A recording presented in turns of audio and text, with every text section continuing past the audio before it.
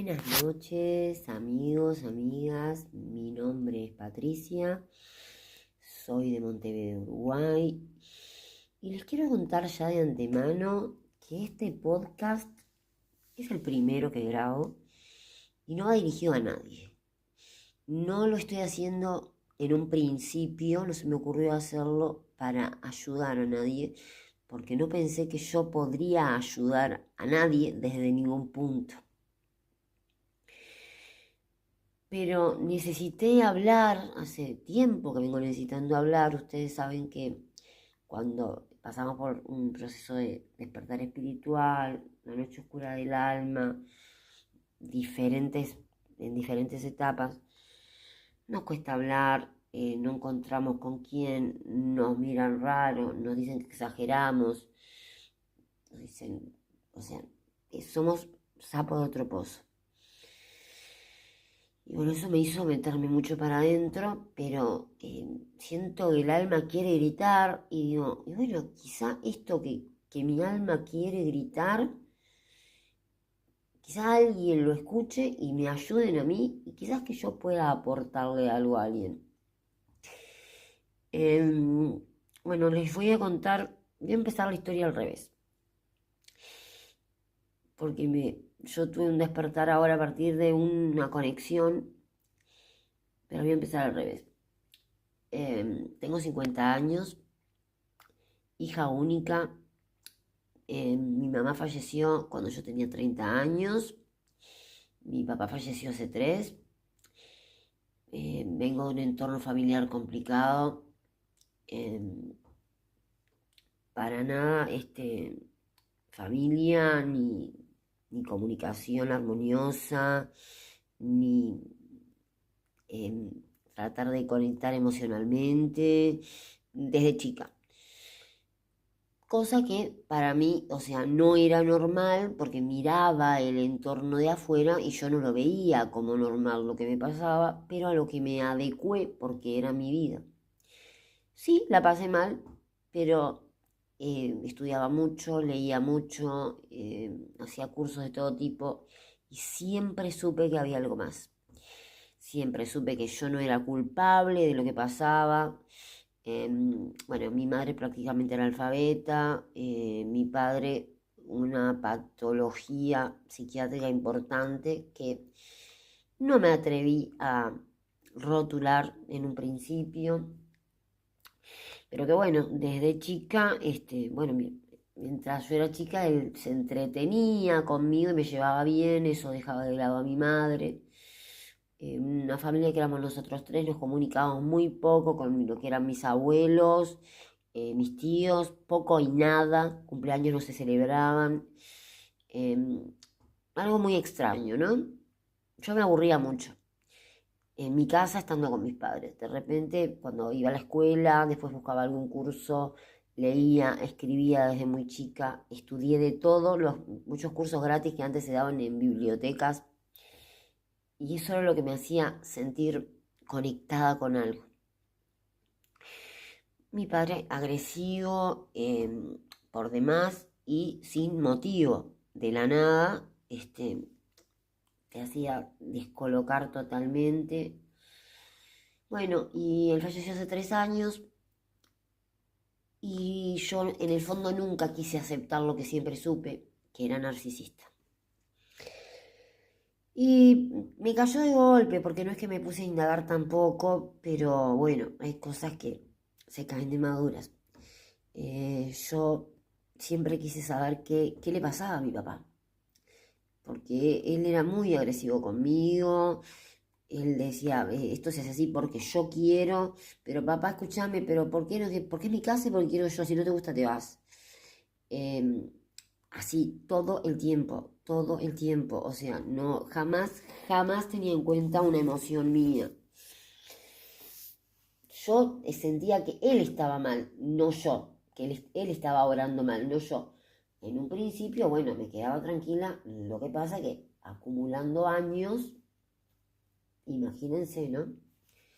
Pasaba también de que pocos compañeros de estudio venían a mi casa pero me ha pasado de que de repente de casualidad estábamos sentados en la cocina con una compañera de 11, 12 años y venir de la nada él con su cara de sobrador, asqueroso, y mandarle un insulto a ella de la nada, que no lo quiero reproducir porque es irreproducible, pero voy a decir, ¿qué hace esta estúpida acá? Y se da vuelta y se va. Esas cosas todo el tiempo, en la calle, en los ómnibus, todo el tiempo. Desestabilizarme emocionalmente todo el tiempo. Mi madre influía poco, generalmente yo estaba o con mi mamá o con mi papá. Pero claro, yo empecé a crecer, empecé a hablar con otra gente y por lo que me di cuenta, a mi padre ya no le agradaba tanto no ser el centro de atención. Bueno, de chica sin duda me limitó muchísimo. Lo que a mí me ayudó mucho es que desde muy pequeña sabía que había algo más. Tenía como que, yo digo un faro, ¿no? Como que tiene una lucecita que me guiaba. Dios, y bueno, el Maestro Jesús siempre estuvo conmigo, pero a su vez había algo más grande. A su vez siempre creí en que la felicidad existía, aunque no la veía. En mi casa ni siquiera se abrazaban mis padres, no se daban un beso, o sea, no comíamos juntos. Nunca. Yo viví, a los 18 años me fui a vivir con el padre de mis hijos. Pero igual, digo, siguió estas situaciones de agresividad. Sabía que existía algo más, sabía que existía el amor verdadero y yo, desde que nací prácticamente, mi sueño era encontrar ese amor verdadero. Que no tenía una idea fija de cómo era, porque a los 2, 3, 4 años, primero que si bien me reprimían mucho, uno no ve cosas, digo, con connotaciones de físicas o sexuales, no existían en mí. Pero yo sentía una necesidad de conexión y sabía que había alguien que iba a conectar conmigo. Bueno, después se fue agravando, ¿no? Lo de mi padre, después que falleció mi mamá, ya los insultos pasaban a mayor. En algunos tiempos le dejé de hablar, en otros tiempos me fui, en otros tiempos me daba lástima. Mi mamá enfermó de cáncer, yo la cuidé ahí, frenó, él se tuvo que frenar. La trataría mal igual, pero no delante mío, yo vivía con mis hijos y con mi marido.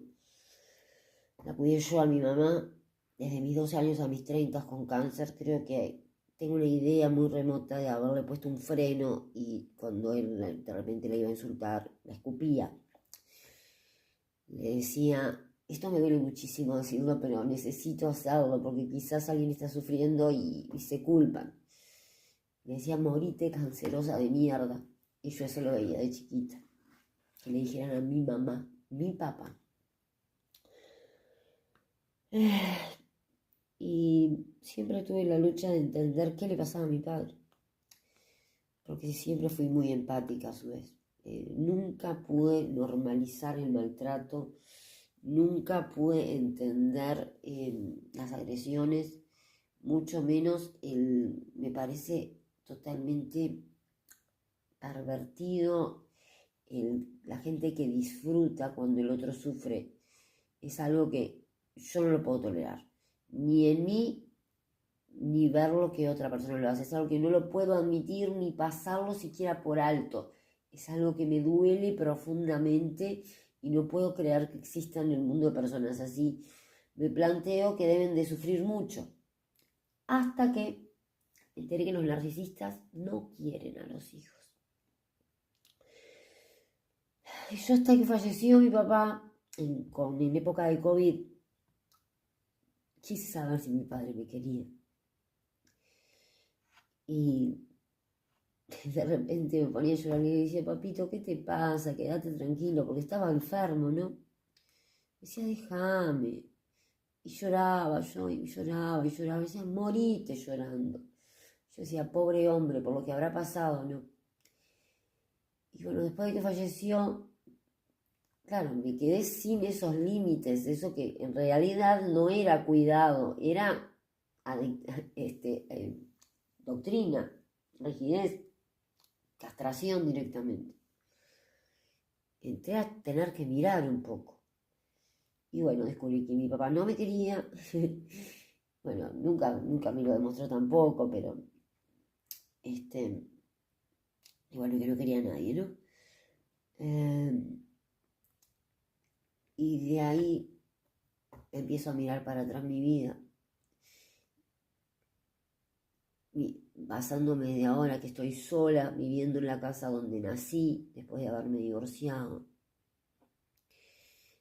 y tratando de entender determinadas situaciones que obviamente fueron cambiando mucho en el tiempo, mis actitudes, mis relaciones, mis reacciones, muchísimas cosas. Pasé por muchas cosas que bueno, después les contaré. Pero al verme mal, sola, tuve que tratar de entender y lo que me di cuenta es que nunca conecté con ninguna emoción verdadera. Tuve mucho tiempo pensando que la euforia era la alegría, entonces buscaba situaciones de riesgo, nada, o sea, era imparable, invencible. Obviamente después venían, yo sufría, o sea, todo lo potencializaba, de repente no era nada tan grave, pero era intensa, buscaba cosas para sufrir intensamente. Buscaba situaciones de riesgo y yo me mataba de la risa. O sea, nunca fui inconsciente, me daba cuenta de lo que hacía, pero no tenía miedo. Bueno, al pasar de los años, imagínense todo lo que generé. Y al verme con todo mi mundo desmoronado, tuve que empezar a analizar eso. Y es increíble que no tengo la menor idea quién soy a los 50 años. Y tengo que agradecerle a una persona que apareció cuando no estaba buscando a nadie, que yo la reconocí enseguida como algo espiritual. Yo nunca catalogué ni me puse a buscar el tema de llamas gemelas ni nada por el estilo, simplemente lo reconocí y me asombró sobremanera. Lo conocía toda la vida, pero no nos cruzábamos, vivíamos en el barrio, nos veíamos de lejos. Y al primer contacto visual fue un reconocimiento instantáneo. Que muchas veces soñé con los flechazos, hasta escribía poemas a los 13 años, pero eran ficticios. Pero fue un magnetismo impresionante. Y bueno, la información que manejó, que me dio, y los cambios de estructura y el permitirme pensar diferente a mí misma, que me dio esa condición que duró nada más que 3 meses y me generó 1.000.000 de dudas. Bueno, tuve que descubrir, tuve que indagar ahí en los errores, porque no se terminó la relación, pero no me puse a criticarlo ni indagar, porque lo amé y no quería que estuviéramos desde la herida lastimándonos. Cuando vi que había algo raro, así, bueno, vos por tu lado, yo por el mío, te agradezco todo lo que pasamos, te amo, pero andate. Y creo que lo hice como para no ponerme a ponerle títulos, no como para dejarlo ahí medio ideal. Pero bueno, apareció información de llamas gemelas, aparecieron diferentes informaciones y entonces tuve que empezar a mirar porque había cosas que me resonaban. Y este muchacho en realidad a mí me hizo sentir bien porque fui auténtica conmigo misma por primera vez, viví el aquí y el ahora, me permití jugar, y lo digo así, porque además yo venía de 3 años de estar acostada en la cama, de culparme por todas las cosas que había hecho mal, llorando mañana, tarde y noche, pidiéndole a Dios que me ayudara, que me diera un chute de fuerza, de energía para hacer algo, porque nada me venía bien, quería estar con mis hijos y iba y me quería, no era que me quería volver, pero de repente quedaba con ellos y no iba. Y era una cosa que era una cosa de autocastigo y queja y llanto permanente. Y apareció. Y fui la persona más feliz del mundo por 3 meses. Se me cambió todo, se me desmoronó todo y a su vez se me armaron otro montón de cosas. El tema que bueno, se fue. Y tuve que empezar a analizar después algunas cosas que no me cerraban de él. que yo de hecho no permití porque tenía muy claro que había cosas que yo no quería de un hombre después de haber estado casado, haberme separado, haber tenido otra pareja y haber engañado muchas veces al padre de mis hijos, siendo que yo era una persona que quería muchísimo. Eso me lo cuestiono. Digo, ¿por qué lo engañaba? Porque no era buscando placer sexual, porque era la persona que yo siento que soy más fiel y no, o sea, estoy tratando de entender esas cosas y bueno, al descubrir esto de mi papá estoy empezando a descubrirme un poquitito. Y bueno, en este momento se los voy a dejar por acá porque quiero decirles eso, quiero decirles que yo nunca sentí culpa, nunca me sentí responsable de cómo me trataba mi padre. Sí sentí dolor, sí sentí bronca, sí lo detesté por momentos, sí lo insulté, sí me dio vergüenza ajena por las cosas que hacía, por insultar a la gente, por rebajarme. Me daba frustración, pero siempre supe que yo no merecía ese trato, que era un problema de él. Pero igual me dejó cosas que ahora estoy descubriendo porque estoy en un bloqueo absoluto de todas las cosas en mi vida. Y creo que este podcast es lo primero que estoy haciendo para empezar a sanar. Porque voy viendo de a poquito, pero no sé por dónde empezar, porque tantas veces fracasé a propósito y hice cosas para lastimarme, que tengo miedo de avanzar y sabotearme, porque es lo que he hecho toda mi vida. Esto es lo primero que estoy haciendo para sanar a un padre narcisista. Les cuento también que en mí detecté en determinados momentos todas las heridas de la infancia. No es que las tenga en este momento todas juntas, pero se me han ido activando. Lo perdono a mi padre, lo amo a mi padre, lo perdoné a mi padre, a mi madre también, los amo, no los culpo, no estoy enojada, siento reconocimiento por mí misma y siento que padecí mucho, pero que fui muy resistente y ahora lo que siento es un poco de impotencia por no saber hacia dónde dirigirme. Supongo que estoy sola para ser niña libre por primera vez. Bueno, por hoy amigos es lo que les voy a contar. Si quieren suscríbanse a mi canal, denme me gusta y nos ayudamos entre todos. Tengo muchas cosas para contarles que me van a ayudar quizás más a mí que a ustedes. Un beso grande, que Dios los bendiga.